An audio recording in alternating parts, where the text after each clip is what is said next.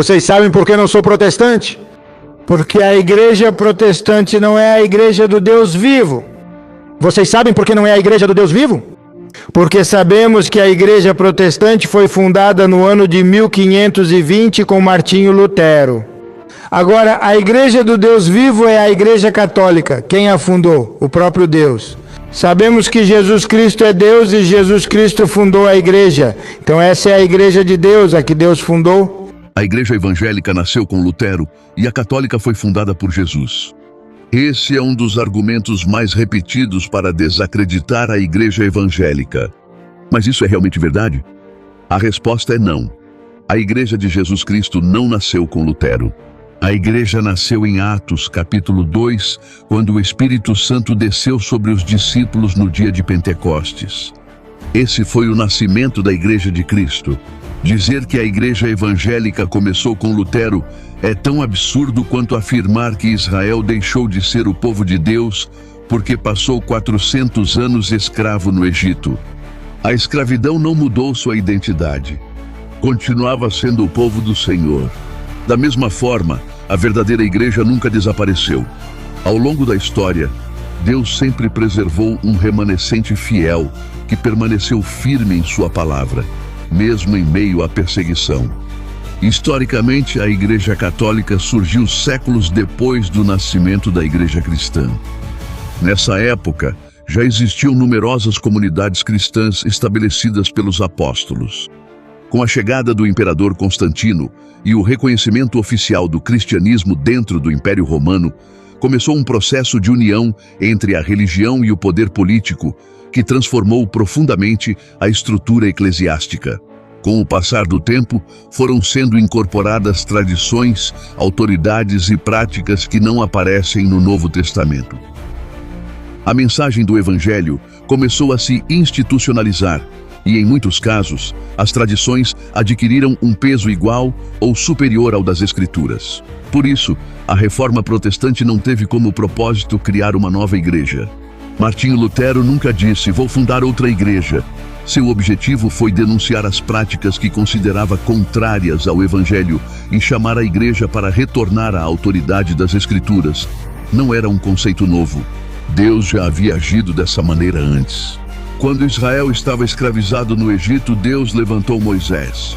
Moisés não fundou um novo povo, simplesmente conduziu o verdadeiro povo de Deus para fora da escravidão. Da mesma forma, a verdadeira igreja é formada por todos aqueles que nasceram de novo. Permanecem na doutrina dos apóstolos e reconhecem Jesus Cristo como o único cabeça da igreja.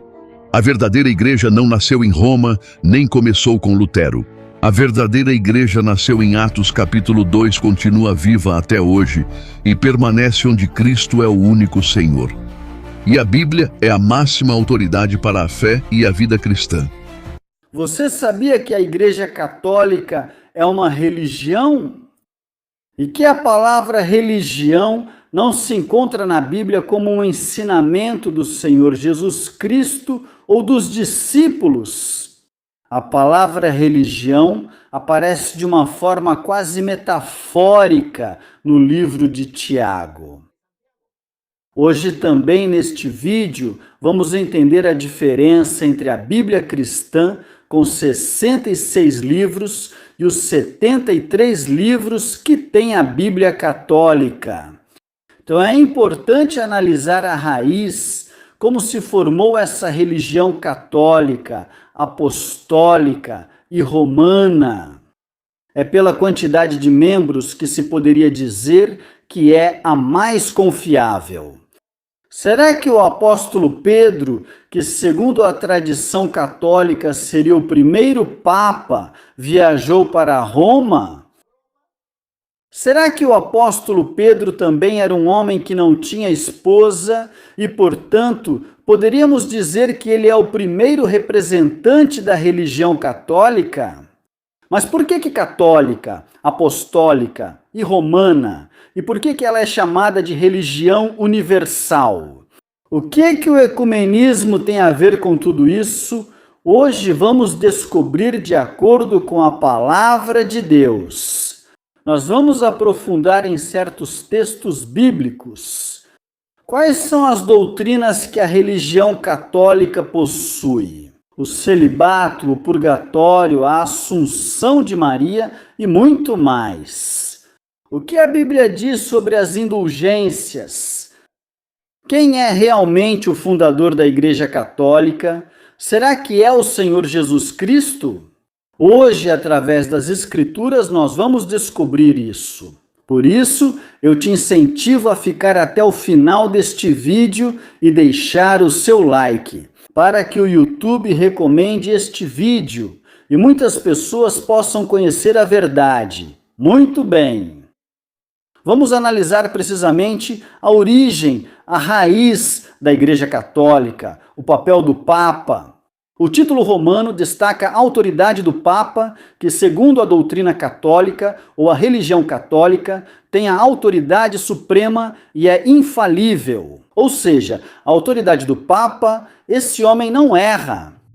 Ele não comete erros em questões de moral. Por isso, muitos presidentes visitam esse sacerdote, representante da religião católica.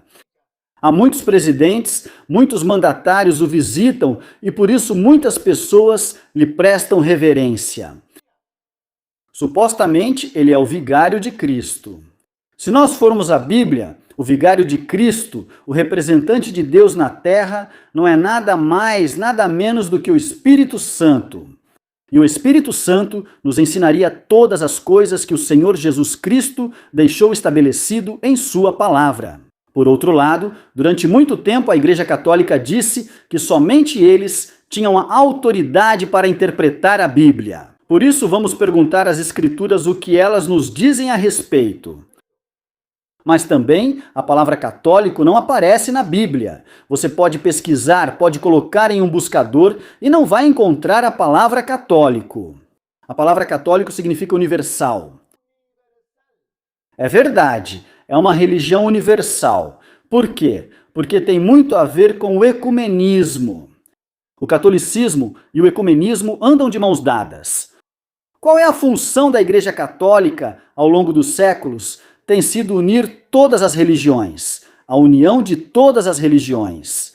Para muitas pessoas, isso parece muito atraente. Por que não deixamos de lado as diferenças de pensamento e fazemos uma só religião?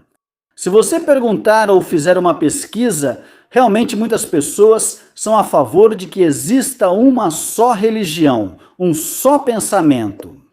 Que tragam suas doutrinas e coloquemos tudo dentro de uma só religião para formar a casa abraâmica. Por isso eu digo, a Igreja Católica desempenha um papel muito importante no ecumenismo, a união de todas as religiões. Por isso o termo católico significa universal. E se houver algum católico aqui conectado hoje, pode confirmar que é assim mesmo. Enfatizando a natureza global da Igreja Católica e sua missão de unir todas as religiões e fazer uma só. Mas vamos ver o contexto histórico. O Império Romano teve uma influência significativa na formação dessa religião. Não só na formação, mas também na expansão. Por que a Igreja Católica é tão popular?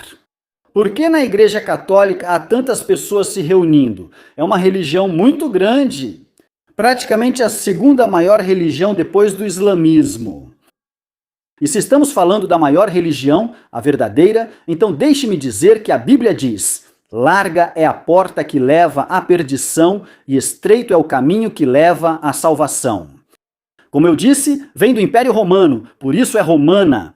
Porque o Império Romano ele teve uma influência na formação dessa religião e na sua expansão. Vamos olhar algumas razões. O contexto histórico. A Igreja Católica surgiu no contexto do Império Romano, onde as comunidades cristãs primitivas começaram a se formar e a se expandir no século I.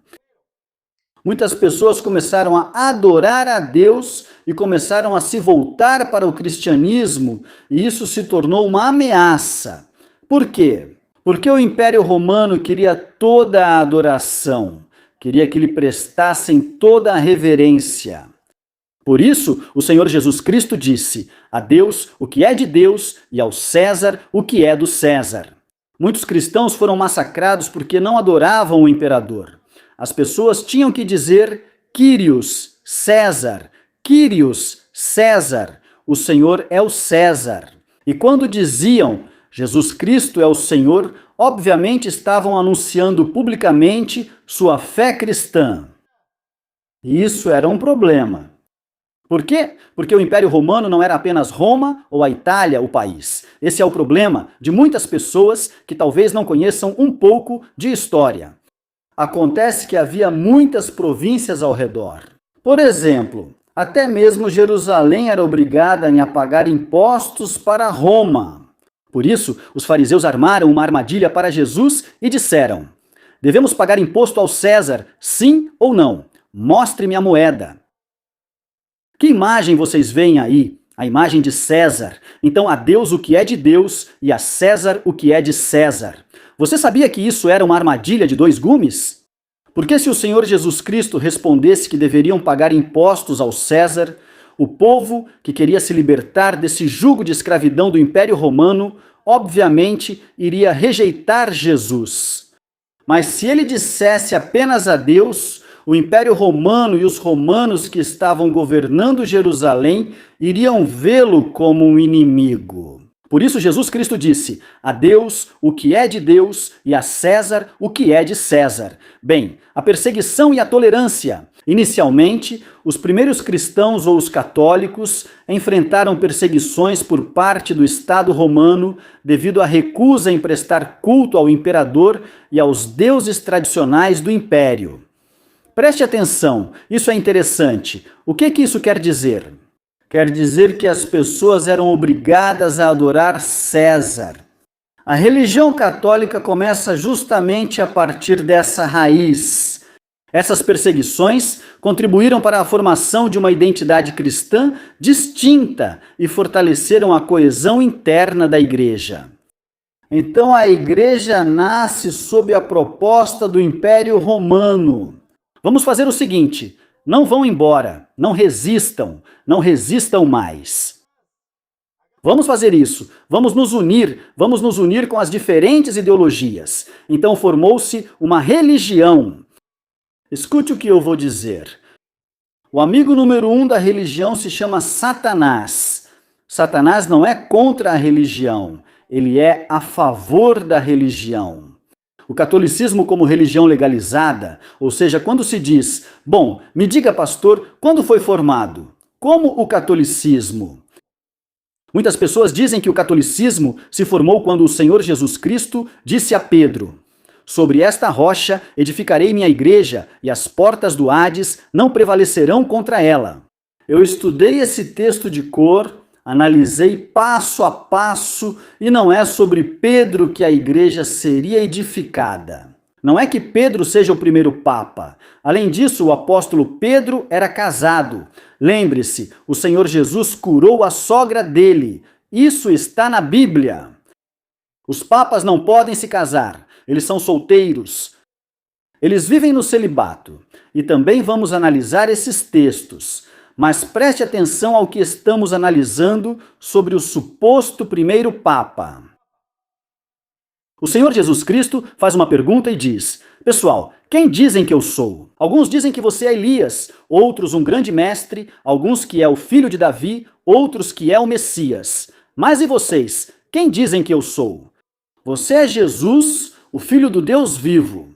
E o Senhor Jesus Cristo diz: sobre essa rocha, ou seja, sobre essa verdade, sobre esse fundamento, edificarei a minha igreja e as portas do Hades não prevalecerão contra ela. O cristianismo nasce com o pensamento de que Jesus Cristo é o Filho de Deus. Essa é a rocha, essa é a verdade. Esse é o pensamento sobre o qual o cristianismo está fundamentado. Agora, o catolicismo nasce no ano 313 depois de Cristo. Nasce nesse tempo. O imperador senador Constantino promulgou o Édito de Milão, que concedia liberdade de culto aos cristãos e marcou uma mudança significativa na relação entre o Estado romano e a Igreja. É a união. Aí começa o ecumenismo. Perceba que Éfeso também era uma província que pertencia a Roma. E em Éfeso havia uma deusa chamada Diana dos Efésios. Essa deusa veio se camuflando e poderíamos dizer que, na antiga Babilônia, essa deusa também era conhecida como Semíramis, ou a Rainha do Céu, segundo os cananeus. Essa deusa vinha adotando diferentes nomes. Então, a união, o ecumenismo, fez exatamente isso. Vocês adorem Semíramis. Vocês adorem Diana dos Efésios. E vocês, se quiserem, adorem Maria, com o menino Deus. E digamos que nasceu quando nasceu Tamuz. Nasceu em 25 de dezembro, isso. Digamos que Jesus também nasceu em 25 de dezembro e prestemos culto. Façamos um só culto. Vocês, a Semíramis. Vocês, a Diana dos Efésios. E vocês, a Virgem Maria e ao menino Deus. O que acham? E a ideia lhes pareceu muito boa. Então aceitaram. Primeiro porque estavam cansados de serem perseguidos, de serem torturados. Aceitaram essa ideia de Constantino no Édito de Milão. Ele, no ano 313, disse: vamos unir o Estado e o cristianismo e formar a Igreja Católica, Apostólica e Romana. Posteriormente, o catolicismo se tornou a religião oficial do Império Romano, não de Jerusalém. Não é em Jerusalém, não é da Bíblia. A religião oficial do Império Romano foi estabelecida no ano 380 depois de Cristo. Igreja Católica, Apostólica e Romana. O que acha? Não diz Igreja Católica, Apostólica e Hebraica. Diz Igreja Católica, Apostólica e Romana. Sob o imperador Teodósio I, já foi estabelecida como uma religião oficial e universal. Essa é a realidade. Você diz, bom, e o que isso tem a ver? Acontece que esse assunto não vai ser mencionado em um culto. Isso não vai ser mencionado para você numa igreja comum. Não vão te mencionar e você precisa aprender isso. Você precisa conhecer isso, a estrutura e a organização, a estrutura hierárquica da Igreja Católica, com seu centro em Roma e a figura do Papa como autoridade suprema. Ou seja, a autoridade suprema da Igreja Católica é nada mais, nada menos do que o Papa. Ela se consolidou durante os primeiros séculos sob a influência e administração de Roma e seu sistema legal. Isso facilitou a expansão e a organização da igreja em todo o império e além. E o importante é que o império não perdeu sua força. Pelo contrário, o Império Romano se tornou mais forte nesse período. E o que é isso? Uma ilustração do que o anticristo fará nos últimos tempos. Só que o anticristo não tomará a Igreja Católica, mas sim as religiões que já estão formadas. Por exemplo, o islamismo, o judaísmo, o hinduísmo, o budismo, as testemunhas de Jeová, várias religiões que já estão formadas, ele as unirá e formará uma só.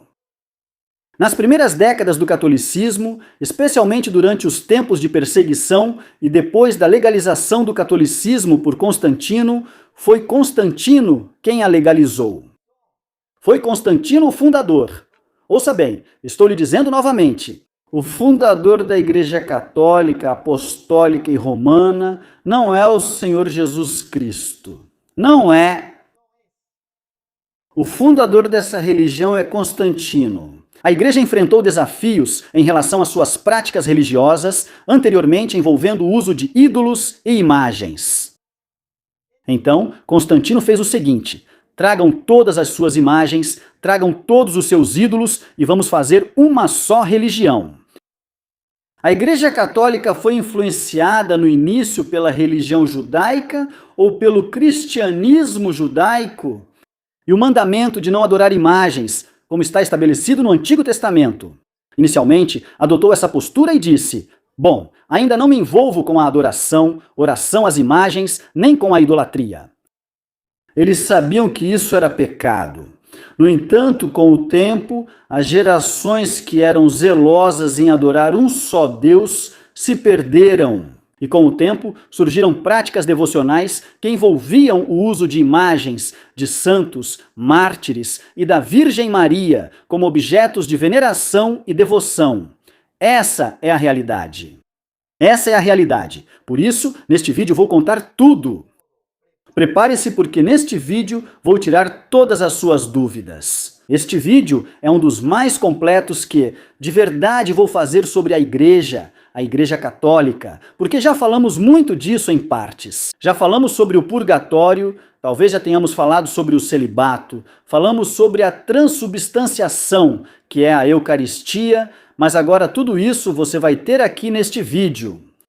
Vamos falar um pouco sobre indulgências. Primeiro vou abordar o lado histórico. As indulgências são uma prática dentro da Igreja Católica que está relacionada com a remissão parcial ou total da pena temporal dos pecados. Ou seja, através das indulgências você pode ter uma reconciliação, em poucas palavras, para que você entenda.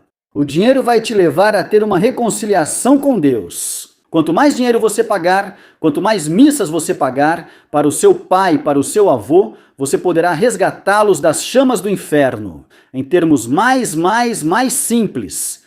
Uma indulgência é a forma de receber o perdão de Deus e a libertação de certas consequências temporais do pecado. Mesmo depois de sentir o poder do perdão de Deus através de dinheiro, quanto mais dinheiro você tiver, maior será o arrependimento e o perdão. Isso são as indulgências. Historicamente, as indulgências se desenvolveram como parte de uma penitência católica na Idade Média. Originalmente, elas eram concedidas como uma forma de reduzir a penitência imposta pelos pecados graves cometidos. Se você tinha pecados pequenos, o dinheiro que precisava dar era menor, e se cometia pecados graves, tinha que dar mais dinheiro. Tudo isso contribuía para que o império continuasse tendo poder através da economia, através do poder do dinheiro.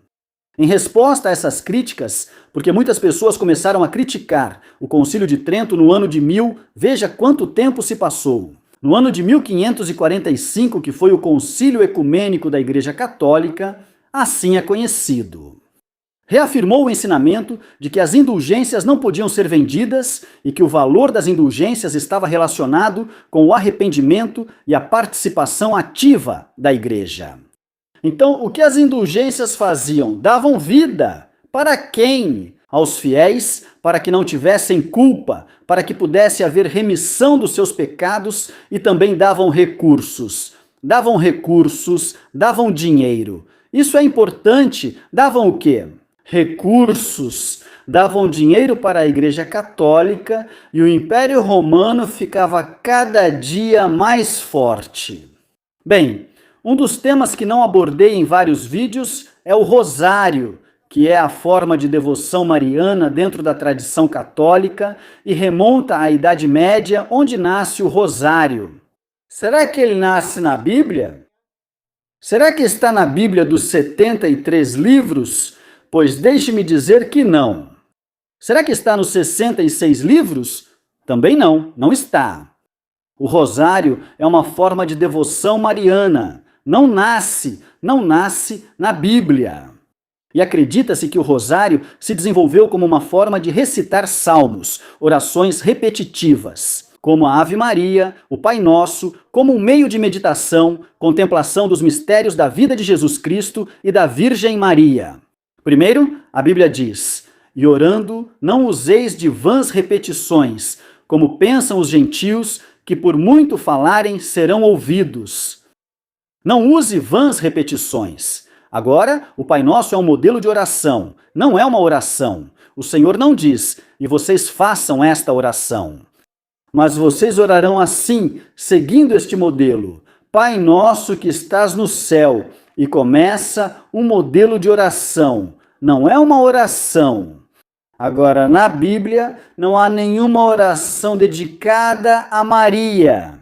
Portanto, o rosário não é válido biblicamente.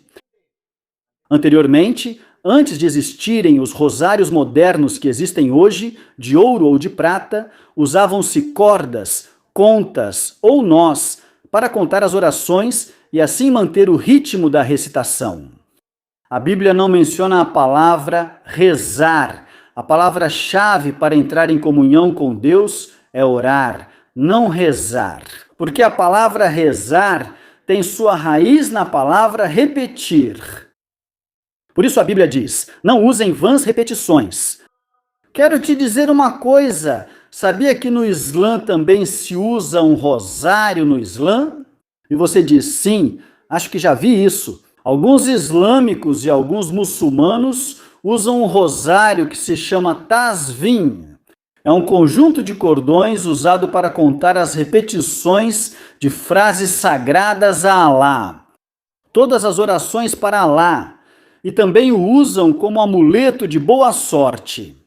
A maioria das pessoas, a maioria dos mafiosos entre os muçulmanos, eles andam com um rosário, supostamente para que os proteja, para que nada de ruim aconteça com eles, como uma cobertura. Sabia que os islâmicos que parecem monoteístas também têm sua idolatria por certos objetos? Inclusive os muçulmanos acho que estão no mesmo nível em relação à idolatria, assim como os católicos. Agora vamos passar para as doutrinas. Nós já falamos sobre a história e eu te digo a intenção de como se formou a Igreja Católica, Apostólica, Romana, e por que ela é universal, e por que ela é romana, e quem é o verdadeiro fundador da Igreja Católica, nada mais, nada menos do que Constantino. Eu não sigo Constantino, eu sigo o Senhor Jesus Cristo, e conhecereis a verdade, e a verdade vos libertará. Primeiro vamos falar sobre o purgatório, embora eu tenha um tema completo sobre o purgatório, quem inventou essa doutrina. A única coisa que vou fazer é refutá-la hoje com textos bíblicos. O purgatório, Hebreus 9, 2 pontos, 27 a 28. Vamos ler e diz: e assim como está estabelecido, Hebreus 9, e assim como está estabelecido para os homens morrerem uma só vez, e depois disso, o juízo? Assim também, Cristo foi oferecido uma só vez para levar o pecado de muitos, uma só vez. E aparecerá pela segunda vez, sem relação com o pecado, para salvar os que o esperam. Vamos analisar parte por parte esse texto. O que acha? A palavra de Deus é maravilhosa, não erra, não falha. O que diz o purgatório? A doutrina do purgatório diz que há pessoas que foram mais ou menos boas e vão para o purgatório. Elas não vão direto ao inferno e podem ser resgatadas. Muitos associam o purgatório com o Hades, mas não é assim. O Hades é a antessala do inferno e uma pessoa que está no Hades não pode sair. Por isso existe a história do rico e Lázaro. O rico queria sair do Hades e disse: Pai Abraão, por favor, preciso que Lázaro venha e me dê algo para beber, porque estou aqui com sede, estou desesperado. Lázaro, por favor, saia do seio de Abraão e vá avisar meus irmãos para que não venham para este lugar de tormento. Ele pede. Não, nada pode ser feito, nem você pode sair daí para cá, nem ele daqui para aí, não se pode fazer nada. Se pudesse ser feito algo, então o pai Abraão teria dito: não, o importante é que seus irmãos comecem a pagar indulgências ou a fazer orações para conseguir te tirar desse lugar e te trazer para cá com Lázaro. Ele não diz isso, não é possível.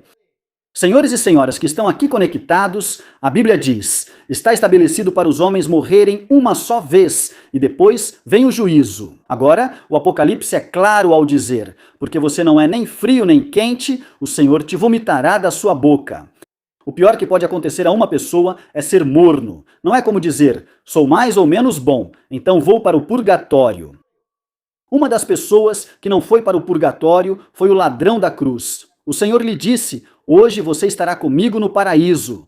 O Senhor não lhe disse: não, olha, você vai para o purgatório, seus familiares vão orar, vão rezar vários rosários para que você consiga escapar desse lugar para o céu. Não. Não existem missas, não existem orações, e se você ora pelos mortos, isso é pecado. Isso se chama necromancia. Isso está proibido. Isso é abominação diante de Deus. Cristo foi oferecido uma vez para levar o pecado de muitos. É em Cristo Jesus que nós vamos pagar. Não há nada que se possa fazer por uma pessoa que já está morta. ninguém vai poder libertá-la. Temos um tema completo onde explicamos, inclusive com os textos que os católicos usam para confundir e dizer que o purgatório é sim a segunda morte. E eles fazem uma mistura, porque infelizmente a igreja tradicional, católica, apostólica e romana pegou a Bíblia e disse: isso é meu, não empresto para ninguém. Nós somos os únicos que temos o poder para interpretá-la. E por isso muitas pessoas estão assim, cegas, seguindo essa igreja católica, sem realmente entender quais são os textos, dando a interpretação correta. Isso em relação ao purgatório, o celibato. O celibato também é uma doutrina de demônios, porque a Bíblia diz que seguirão doutrinas de demônios, onde proibirão até mesmo o casamento. Ou seja, as pessoas que proíbem o casamento, isso é uma doutrina de demônios. O celibato é uma doutrina de demônios. Proibirão o casamento. É proibido para o Papa casar. É proibido para o padre, para o sacerdote casar. É proibido para a freira casar. É proibido. O que diz a Bíblia? 1 Timóteo, capítulo 3, versículo 2, nós vamos perguntar à Bíblia. Ela vai nos dizer se é proibido ou não casar. Portanto, o bispo deve ser irrepreensível. Marido de uma só mulher. A Bíblia não diz marido de nenhuma mulher, não. Diz marido de uma só mulher, sóbrio, prudente, decente, hospitaleiro, apto para ensinar. Sóbrio, ou seja, uma pessoa que não seja dada ao vinho. Uma pessoa sóbria, prudente, hospitaleira. Mas diz marido de uma só mulher. O bispo deve ser casado. Quem diz isso é a Bíblia. Leia em qualquer Bíblia que for. Então a Bíblia é contra o celibato e diz aos sacerdotes, a todos os sacerdotes e bispos, que se casem. A Bíblia diz isso. Muitos vão dizer que não, mas isso é mentira. Já vejo muitas pessoas nos comentários escrevendo mentira, mentiroso, mas aqui a Bíblia não mente. Timóteo 3,2 diz claramente que o bispo deve ser marido de uma só mulher. O apóstolo Pedro era casado. O apóstolo Pedro nunca foi a Roma. Ele esteve em Jerusalém. Ele não era católico porque ele não era universal. Quem se tornou universal e popular porque levou o evangelho a todos os lugares foi o apóstolo Paulo. O apóstolo Pedro não. E há um versículo para as indulgências? Sim. Efésios capítulo 2, versículos de 8 a 9. Porque pela graça sois salvos, por meio da fé, e isso não vem de vós, é dom de Deus, não vem das obras, para que ninguém se glorie. Mesmo que paguem dinheiro, mesmo que se paguem missas, uma pessoa que foi má e que já está no julgamento do Senhor não poderá jamais ser resgatada. Agora, em vida é que você tem que tomar a decisão. A doutrina do purgatório é uma doutrina satânica. Não cristã, satânica. É Satanás quem está dizendo para vocês pecarem deliberadamente, viverem como quiserem, porque existe um purgatório e de lá vão te resgatar. Não. Diga para a maioria, compartilhe este vídeo com muitos. Diga que não, que a decisão você toma em vida. Depois de morto, já não há nada nem ninguém que possa te resgatar. Legendado Jen Coyle. A idolatria, e isso é algo muito normal entre eles. Eles mudaram a palavra, que já não é adoração, mas sim veneração. Isso eu ouvi há 30 anos. A palavra adoração foi trocada por veneração. Já não dizem adoramos, mas sim veneramos. E essas venerações, meu Deus, ainda carregam um santo nas procissões e o levam. Não, mas é que dizem que veneram. E dizem para vocês, sem Bíblia, dizem que é como a fotografia que você carrega na carteira da sua esposa, do seu filho. Mas é que essa é uma fotografia real. Mas como você pode me dizer que não é real? O que acontece é que isso aconteceu há muitos anos. E Jesus Cristo jamais deixou um retrato de como era realmente o Senhor Jesus Cristo. Jamais deixou retrato. Não é que tinha barba ou cabelo comprido. Dizem que tinha olhos azuis, mas jamais. Me diga onde está na Bíblia. Se você quer um retrato do Senhor Jesus Cristo, vá para Apocalipse, capítulo 1. Ninguém vai conseguir fazer um desenho do Senhor Jesus Cristo com a descrição de Apocalipse, capítulo 1. Seus olhos como chama de fogo, seu rosto como o sol quando resplandece em sua força, seus cabelos brancos como lã branca. Desenhe o Senhor Jesus Cristo conforme essas descrições. Aí eu acredito em você. Mas agora, os retratos que fazem de Jesus Cristo parecem como se Jesus tivesse saído de Hollywood. Como se tivesse saído de um salão de beleza. Esses retratos dão náusea, essas imagens dão náusea. Não é para expulsar o inimigo, para assustar o inimigo. Não. O Senhor Jesus Cristo disse claramente: não farás para ti imagem nem semelhança. Nem qualquer semelhança do que está em cima no céu, nem embaixo na terra, nem nas águas debaixo da terra. Não te inclinarás diante delas. Olhem, não te inclinarás diante delas. Nem as honrarás, porque eu sou Jeová, teu Deus, forte e zeloso, que visito a maldade dos pais sobre os filhos até a 3ª e 4ª geração daqueles que me odeiam. Você não tinha percebido que a maioria das pessoas que participam dessas procissões, carregando esses santos, são muito pobres, porque a idolatria traz pobreza. Se você não percebeu, a pessoa que mais tem santos é a mais pobre, a mais arruinada, é outra desgraça, traz demônios de ruína, de pobreza, de necessidade. Seus filhos se tornam mendigos por causa da idolatria, por honrá-los, por se inclinar. Você diz que nós não nos inclinamos, que uma coisa é uma imagem, outra coisa é ídolo. Mas a Bíblia é clara. E as pessoas são ilógicas, como se estivessem perdidas. Eles mostram o dinheiro e dizem que vocês adoram essas imagens. Vocês, protestantes, adoram o dinheiro porque tem uma imagem. Ninguém presta atenção nisso. Hoje em dia, graças a Deus, existem moedas com diferentes presidentes. E não é que a gente adore. Não. Simplesmente é algo monetário, algo de troca. Eu dou uma moeda e me dão alimento. Se eu quisesse adorar isso, eu não gastaria o dinheiro. Se fosse para adorar uma imagem dessas, eu guardaria e seria um colecionador. Não essa imagem. Vocês sim a querem. E as pessoas aplaudindo essas incoerências. Que essa é a imagem que os protestantes amam, que essa é a imagem que os cristãos amam, e mostram $1. Não é que alguém ame essa imagem. O que acontece é que esse dinheiro me serve como uma forma de troca. Se eu quisesse adorá-lo, eu guardaria essas imagens, ou guardaria ou colecionaria esse dinheiro. Quando temos dinheiro, gastamos ou trocamos.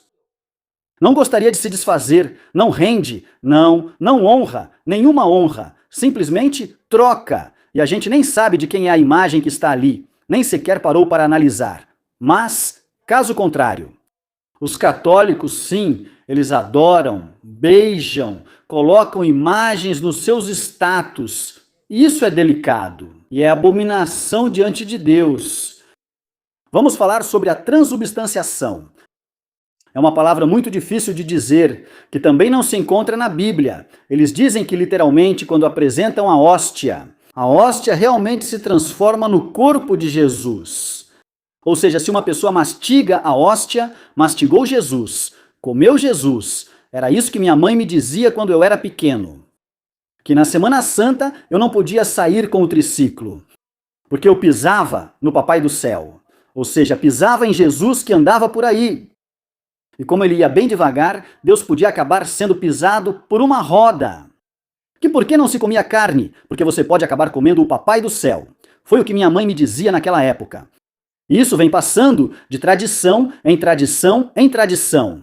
Por isso, os católicos não têm peso para debater de verdade com a Bíblia. Eles simplesmente falam coisas sobre moedas, sobre dinheiro, usam coisas externas para debater.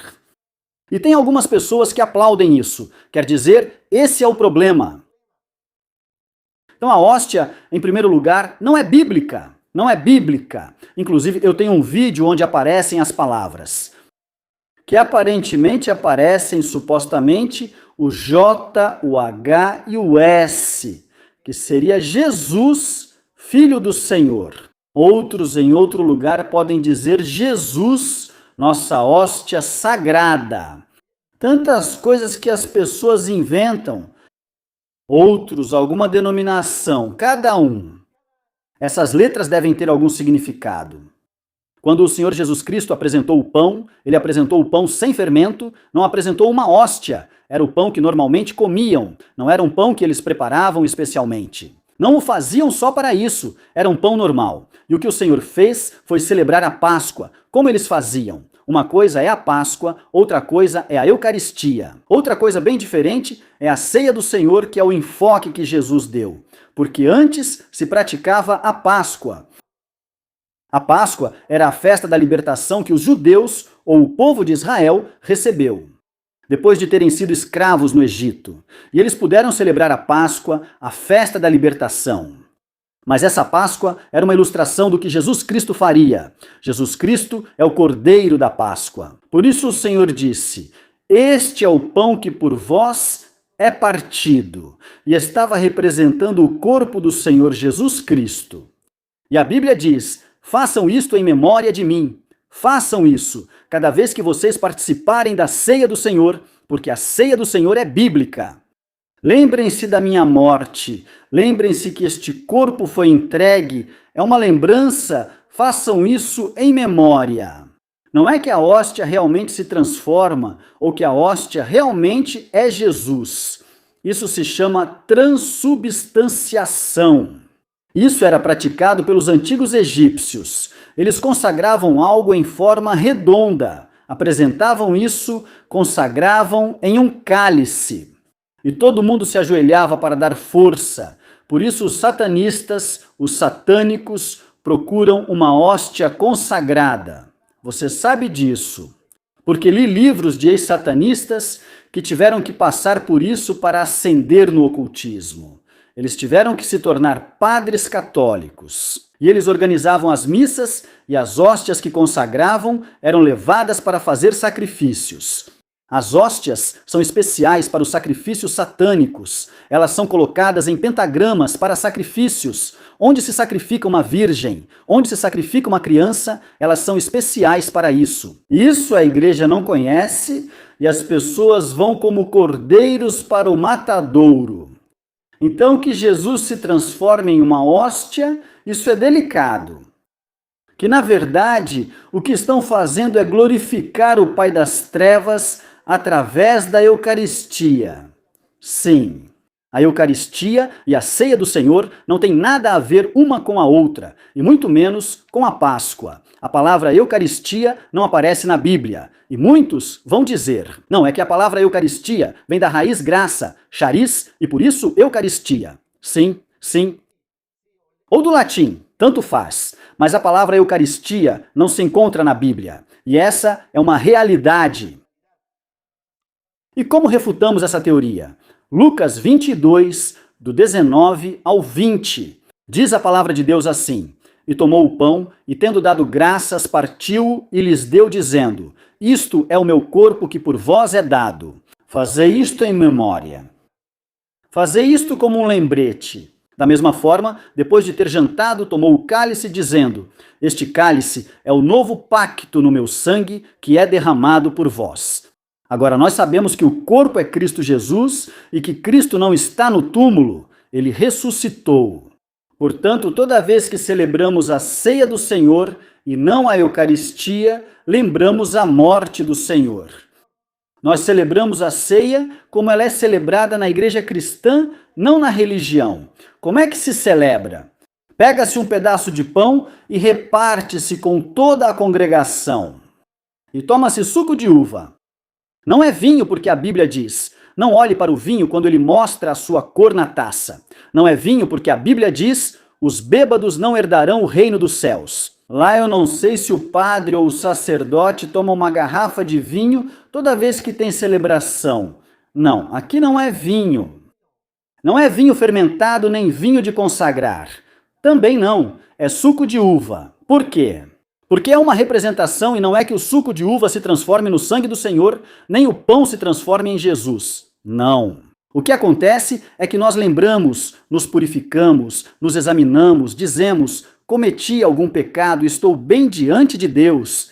Porque aquele que participa da ceia do Senhor indignamente é culpado do corpo e do sangue de Jesus. é lembrar do Senhor Jesus, mesmo quando estivermos no céu, também estaremos na ceia do Senhor. O Senhor celebrará a ceia conosco, não a Eucaristia, a ceia do Senhor conosco. Agora, você percebeu que na igreja tradicional, eles pegam a hóstia, molham e entregam para cada pessoa. Eles pegam a hóstia, uma hóstia pequena, molham no vinho e entregam para cada pessoa. Você já percebeu isso? A Bíblia diz: a quem eu, o Senhor Jesus, a quem eu der o pão molhado, esse é o que vai me trair. Segundo isso, Judas foi o único dos 12 que participou da ceia do Senhor de maneira indigna. E ele é culpado pelo sangue e pela morte do Senhor Jesus Cristo, o filho da perdição. Molhado. Por isso eu digo, se você é católico, tenha cuidado. Porque sempre te dão uma hóstia molhada. Pense no que estão fazendo com você. Reflita sobre o que a tradição faz. Vai contra a Bíblia. A quem eu der o pão molhado, esse é quem vai me trair. Quantos Judas têm recebido o pão molhado na igreja tradicional, sem discernir o corpo de Cristo? A intercessão dos santos, que tem a ver com o próprio purgatório, onde eu intercedo por outro para tirá-lo do purgatório e levá-lo ao céu.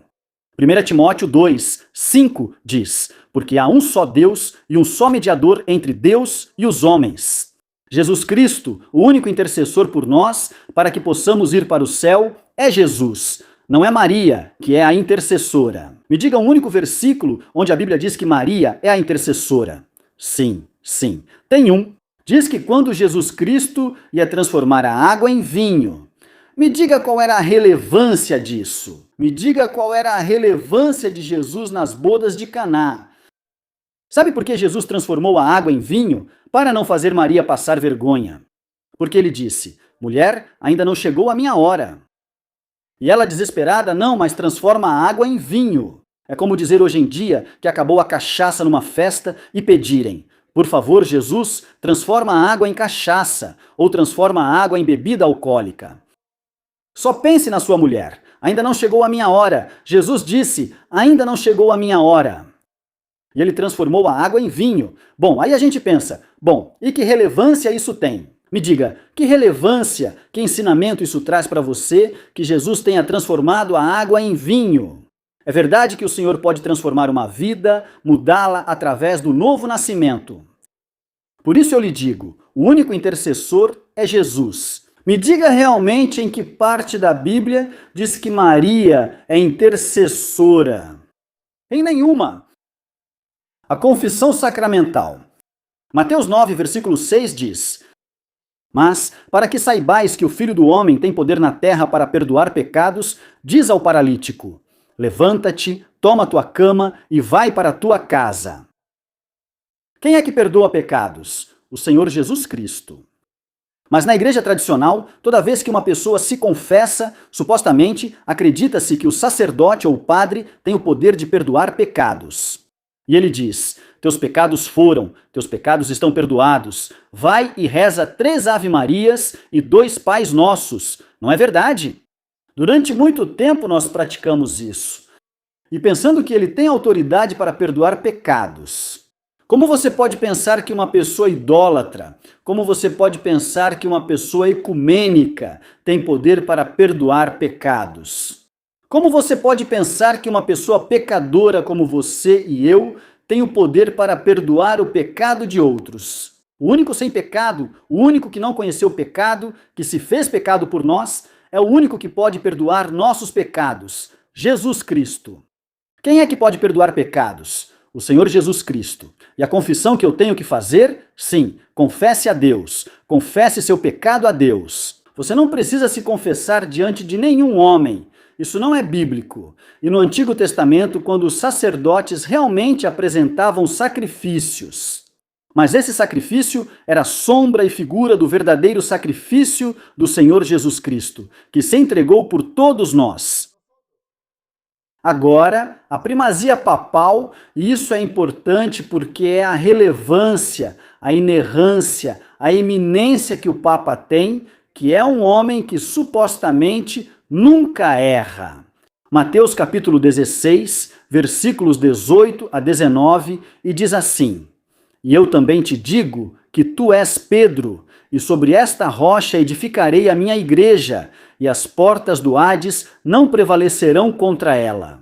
E eu te darei as chaves do reino dos céus, e tudo o que ligares na terra será ligado nos céus, e tudo o que desligares na terra será desligado nos céus.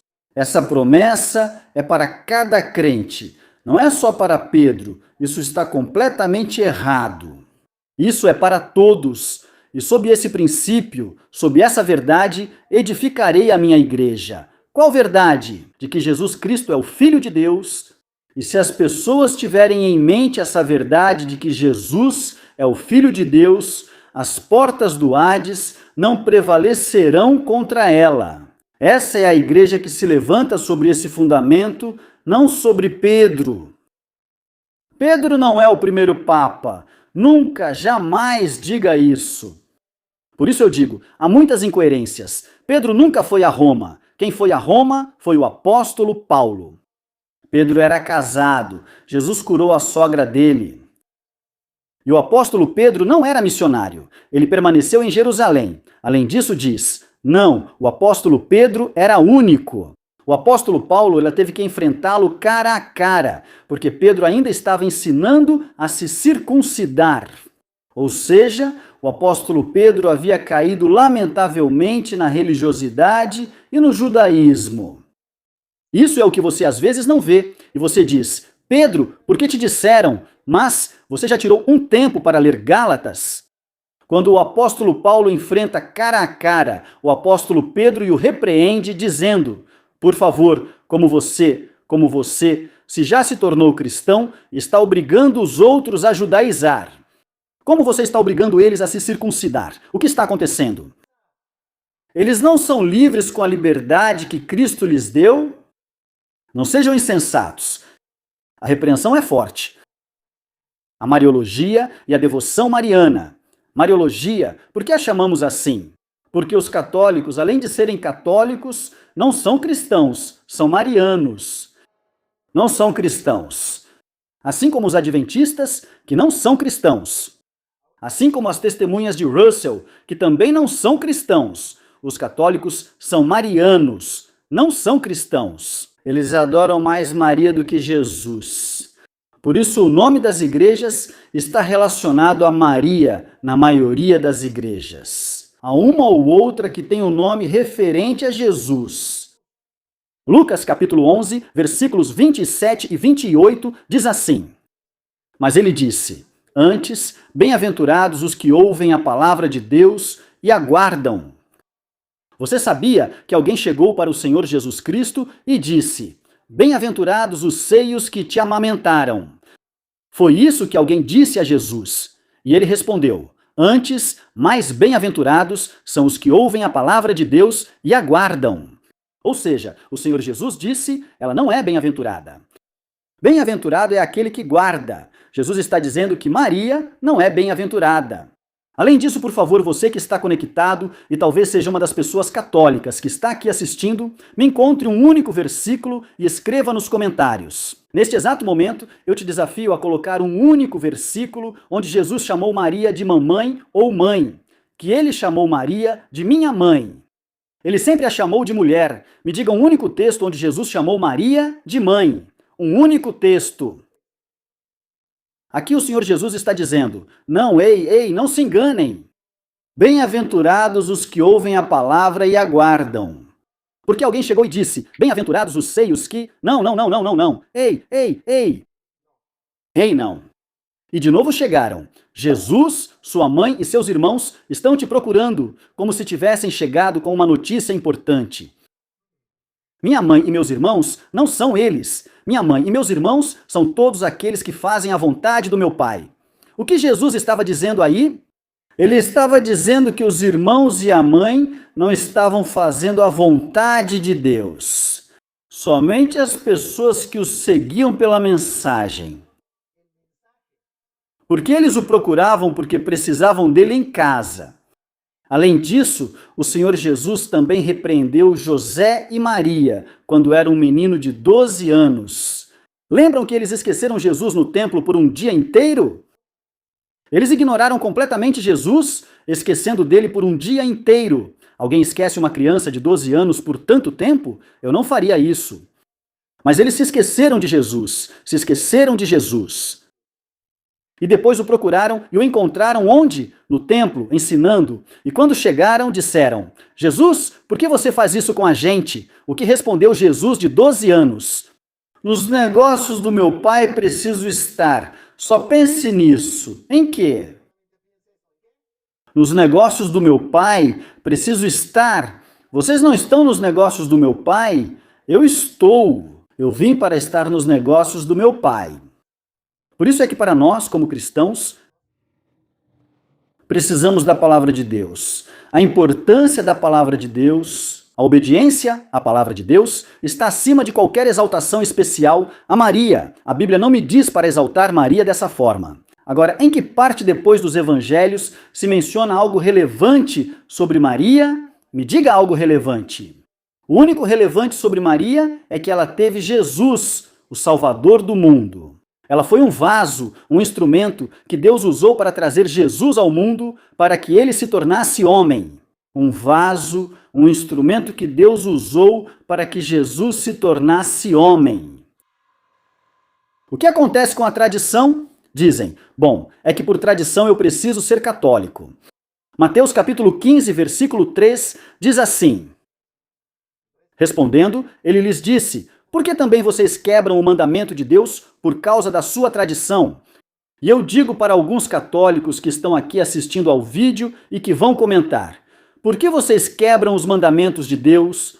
Porque quebram a palavra, seguindo uma tradição. Eu já mostrei biblicamente que só Jesus é o mediador, mas por que vocês continuam quebrando por causa da sua tradição? Por que continuam quebrando o mandamento por essa tradição que nasceu lá, no ano 313, cujo fundador não é Jesus, mas sim Constantino?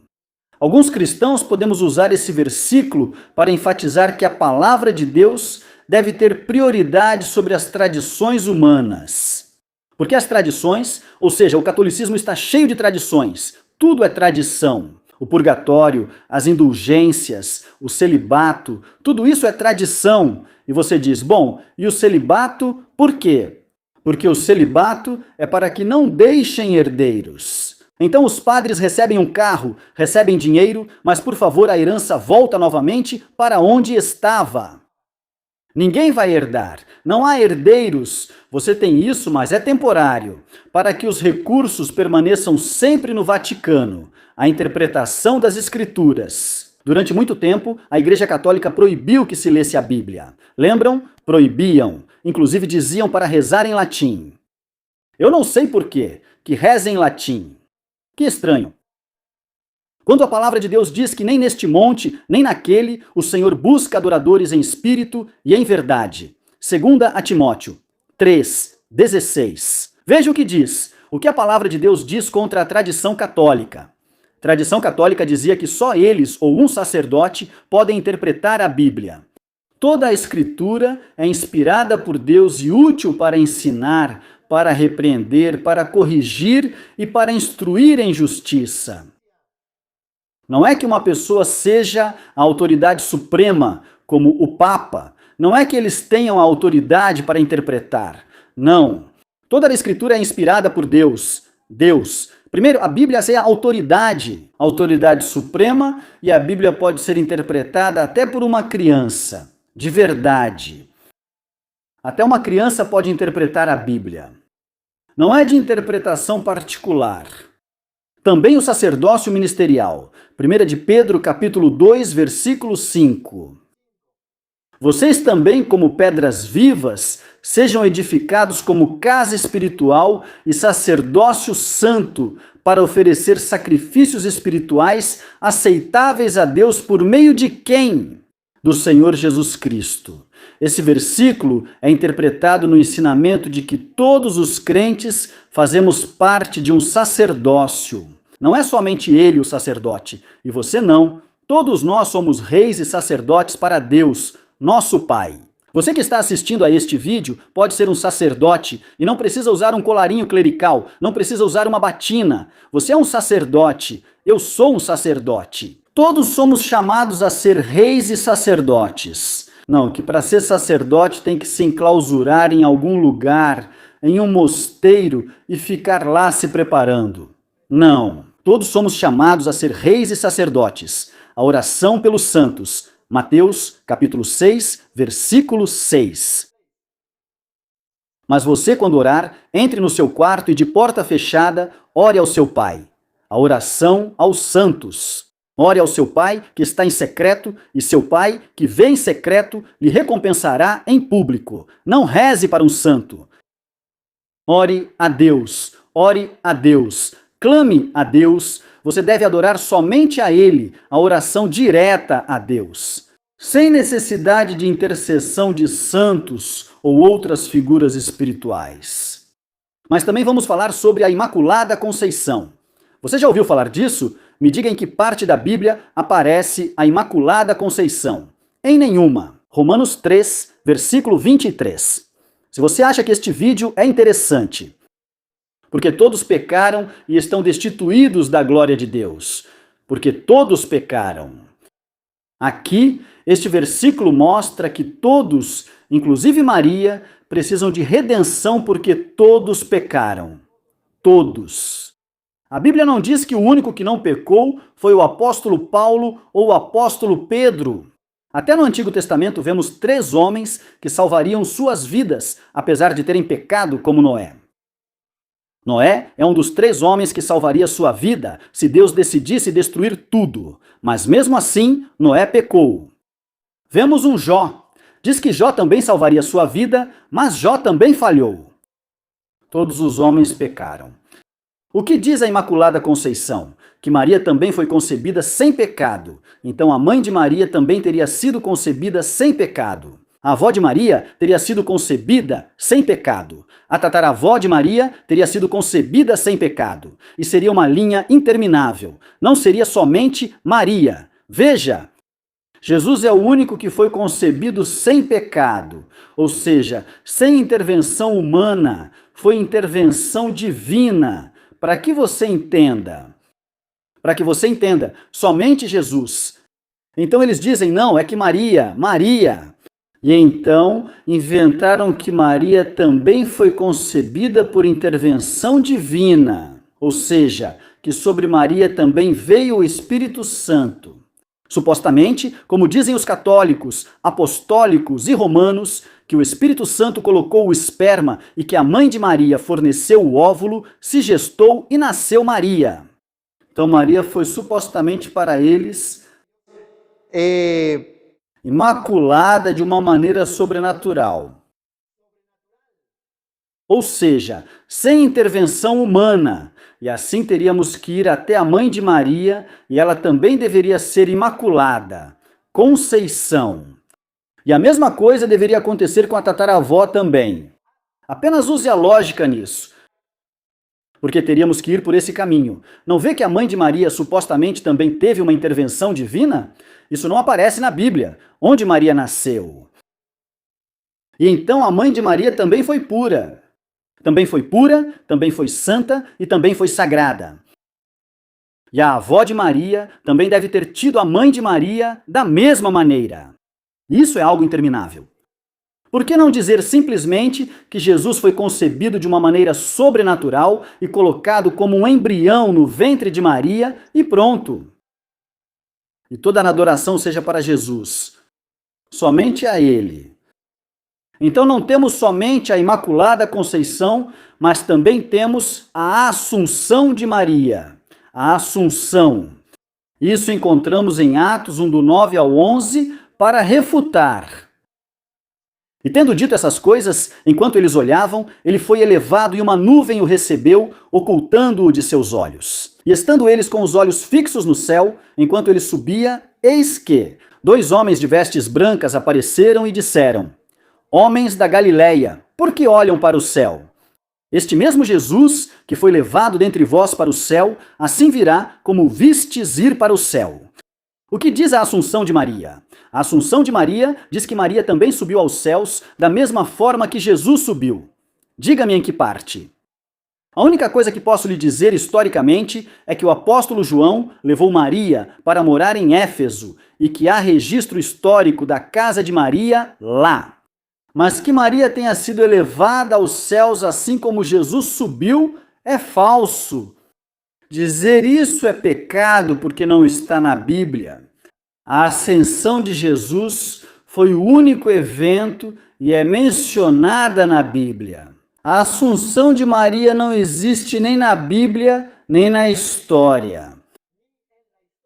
O túmulo de Maria existe. O túmulo de Jesus está vazio. Pare de pensar isso, amigo católico que pode estar assistindo a este vídeo. Pare de pensar assim. E por isso eu pergunto, quantos de nós temos familiares católicos? Escreva para mim nos comentários. É para essa pessoa que você tem que compartilhar este vídeo. É para essa pessoa que você tem que compartilhar este vídeo. Pois bem, vamos nesses últimos minutos falar sobre os livros deuterocanônicos. Os livros deuterocanônicos não são citados no Novo Testamento. Os livros deuterocanônicos não foram citados diretamente por Jesus. Ou seja, esta Bíblia que está aqui, bem grossa, que tem os 73 livros, esses 7 livros a mais que a Bíblia tem, será que são confiáveis? Me diga, em que parte eles são citados? Eles não foram citados no Novo Testamento como os outros livros do Antigo Testamento que são citados. Por exemplo, o livro de Deuteronômio é citado muitas vezes. Me diga, quando Jesus citou sabedoria? Tanto que os católicos dizem, não, é que tiraram sabedoria e vocês não têm sabedoria. Me diga, em que parte da Bíblia Jesus disse ou mencionou sabedoria? O Senhor Jesus menciona Salomão. O Senhor Jesus mencionou Deuteronômio. O Senhor Jesus mencionou Gênesis. Mas me diga, onde Jesus, ou os apóstolos, ou o apóstolo Paulo, mencionou um só desses 7 livros? Um só. Macabeus. Sirácida, Eclesiástico. Onde ele menciona Tobias? Onde ele menciona? Em lugar nenhum. Os livros deuterocanônicos não são usados diretamente por Jesus ou pelos apóstolos do Novo Testamento. Isso é real. A ausência no cânon judaico-hebraico também não permitiu que fossem incluídos no cânon judaico-hebraico. Não foram aceitos. Por isso a palavra deuterocanônico significa segundo cânon.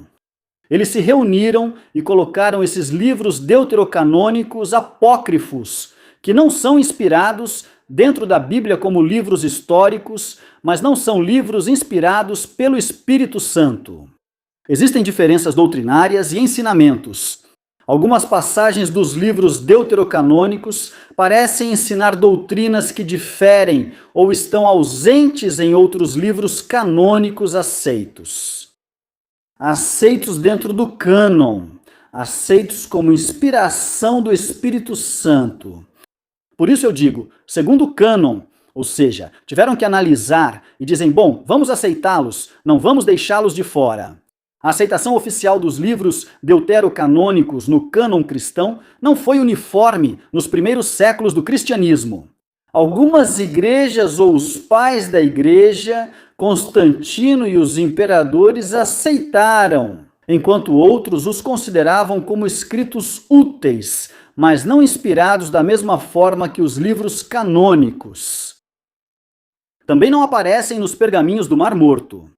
Ou seja, não são livros que foram encontrados nos pergaminhos do Mar Morto. Por isso, são considerados duvidosos. Deuterocanônico apócrifo significa duvidoso. O ensinamento que encontramos nesses livros é a intercessão e os sacrifícios. A intercessão que a Igreja Católica defende, que nós já refutamos. Veja onde você encontra isso, em 2 Macabeus, capítulo 12, versículos 43 a 45. Depois, fez uma coleta entre todos, somando 2.000 dracmas de prata, e as enviou a Jerusalém para oferecer um sacrifício pelo pecado, agindo de maneira muito nobre e digna, conforme a crença na ressurreição.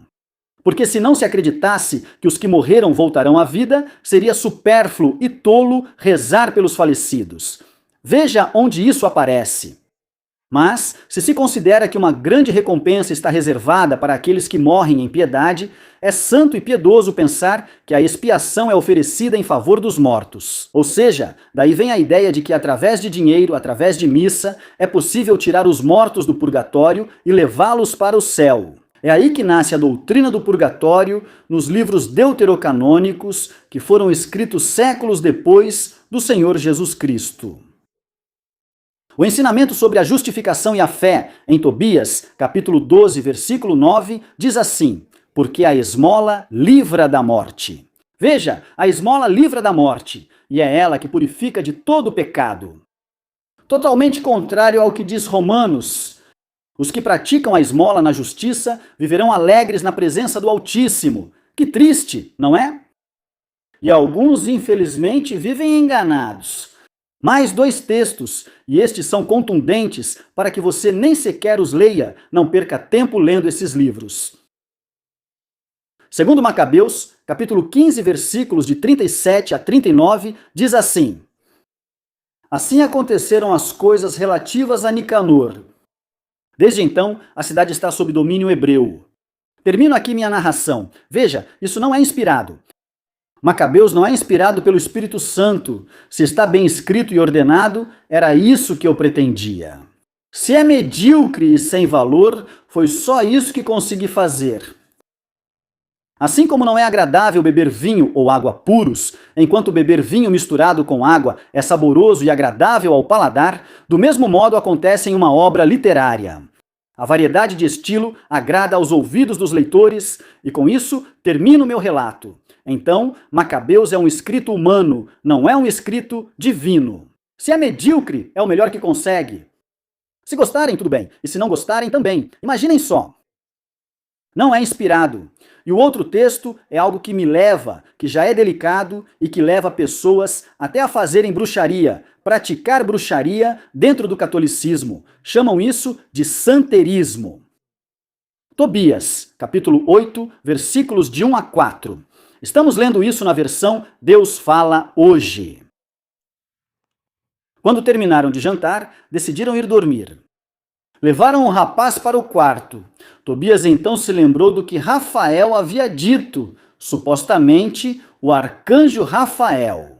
A Bíblia, Jesus, em nenhum lugar, nem no Apocalipse, menciona outro anjo chamado Rafael. Apenas 2 são mencionados. São mencionados Gabriel e Miguel. Ele tirou da bolsa o fígado e o coração do peixe. Olha, tiraram da bolsa o fígado e o coração do peixe e colocaram sobre as brasas onde se queimava o incenso. O cheiro do peixe não deixou o demônio se aproximar. E ele saiu fugindo pelo ar até a parte mais distante do Egito. Rafael foi lá e o acorrentou e voltou imediatamente. Que história! As pessoas saíram do quarto e fecharam a porta. Tobias se levantou da cama e disse a Sara: meu amor, levante-se, vamos orar para pedir ao Senhor que tenha misericórdia de nós e nos proteja. Para expulsar demônios, preciso de um fígado, um pedaço de fígado e o coração de um peixe, queimá-los e assim expulso demônios. Isso se chama santerismo e isso é pior do que o satanismo. Eu te incentivo, por favor, a curtir este vídeo. Temos estudos completos da Bíblia, versículo por versículo, capítulo por capítulo, desde Gênesis. Temos estudos de Apocalipse. Somente a Bíblia. Nós cremos na palavra de Deus. Olha, aqui eu expus todo o catolicismo para que você, por favor, compartilhe este vídeo com seus familiares e amigos. Se eles assistirem direitinho, conseguiremos resgatar uma alma. Se não assistirem, não tem problema. O importante é que nós façamos e proclamemos o Evangelho através desses meios. Essa é a maneira. O apóstolo Paulo fez isso através de cartas e dizia: por favor, leve esta carta para tal lugar. Por exemplo, quando ele estava preso em Éfeso, ele enviou cartas. Ele, por exemplo, enviou uma carta para Colossos. Ele enviou uma carta para Filipos. Da prisão, ele escrevia e enviava cartas. Eu encorajo vocês a, se quiserem nos ajudar como pastores, compartilhem este vídeo com outras pessoas. E por favor, deixe sua opinião sobre o que achou deste vídeo. Que Deus te abençoe.